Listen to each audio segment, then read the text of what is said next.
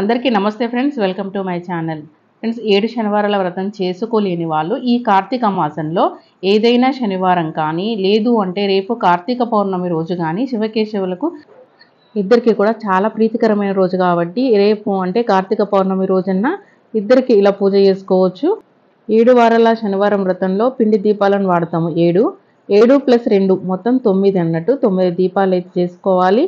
అన్నీ కూడా పిండి దీపాలకి మనం 3 నామాలు పెట్టుకొని చుట్టూ కుంకుమ బొట్లు పెట్టుకొని మనం దీపారాధన అయితే చేసుకోవాలి. మొత్తం 9 దీపాలు ఎందుకు అనేది ఇక్కడ వీడియోలో మీకు చూపిస్తా చూడండి, నేను ఎక్కడ పెట్టినానో.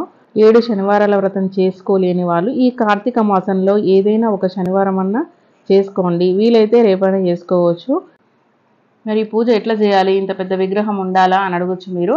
అవసరం లేదండి, మన ఇంట్లో వెంకటేశ్వర స్వామిది చిత్రపటం ఉన్నా లేదంటే చిన్న విగ్రహం ఉన్నా చాలు.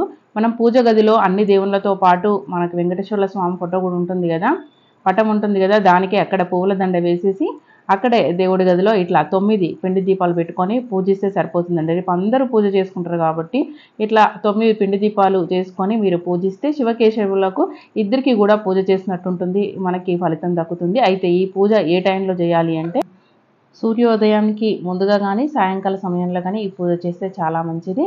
ఇంకా శివకేశవులకు ఇద్దరికి ఒకే రోజు మనం పూజ చేసుకున్నట్టు అవుతుంది. అలాగే మీరు కొబ్బరి దీపాన్ని ఈ కార్తీక మాసంలో వెలిగించి ఉండకపోతే ఈ రోజే కొబ్బరి దీపాన్ని కూడా వెలిగించుకోండి. సర్వేజన సుఖినో భవంతు, అందరూ బాగుండాలి, అందులో నేను ఉండాలి.